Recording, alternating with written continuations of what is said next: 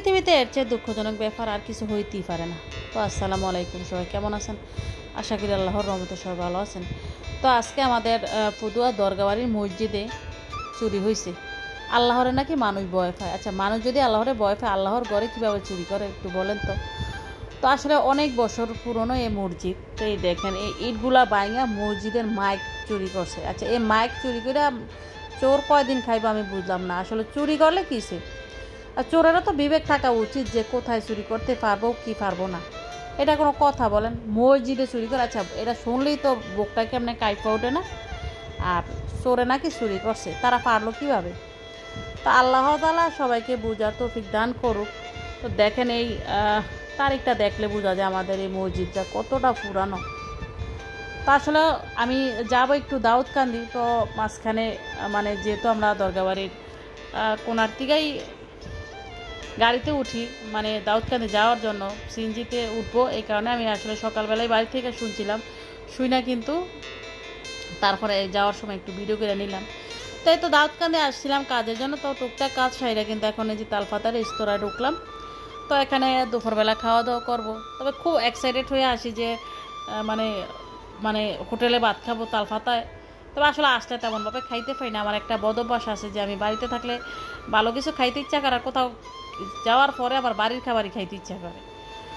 তো এখানে আসলে কালাবোনা নিয়েছিলাম। আসলে গরুর মাংস কালা, সাদা, লাল আর হলুদও। গরুর মাংস তো গরুর মাংস যেভাবেই খাই সেভাবেই আমার অনেক পছন্দ বা ভালো লাগে। তো আসলে এখানে আমি ছিলাম, তারপরে যে আরিফ ভাই ছিল, যে আমার মহামান্য স্বামী ছিলেন, আমার চাচা শ্বশুর, জ্যাঠা শ্বশুর সবাই ছিল।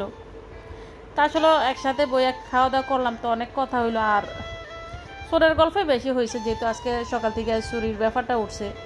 আসলে মানুষ এখন আর মানুষ না, মানুষ দেখতে সবাই, তবে ভিতরে মনুষ্যত্ব কয়জনে আছে, কথা হয়েছে ওইটাই আর কি। তবে এখানে সবাই আবার পেপসি না, তবে এগুলা খাওয়ার অভ্যাসটাই আবার। তারপরে জোর করে দিছে আর একটা নিয়েছিলাম, মানে অল্প একটু খাইছিলাম। আসলে খাওয়ার পরে কিন্তু ঠান্ডা খাইলে খুব ভালো লাগে।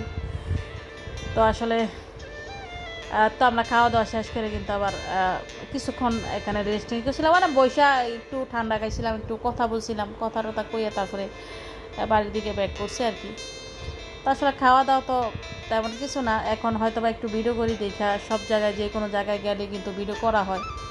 তবে আগে কিন্তু অনেক জায়গায় গেছি, অনেক খাওয়া দাওয়া দেখা গেছে আগের তুলনায় এখন ঘোরাঘুরি খাওয়া দাওয়া খুব কম হয়, কারণ সব সময় সুযোগে সব কিছু করা যায় না।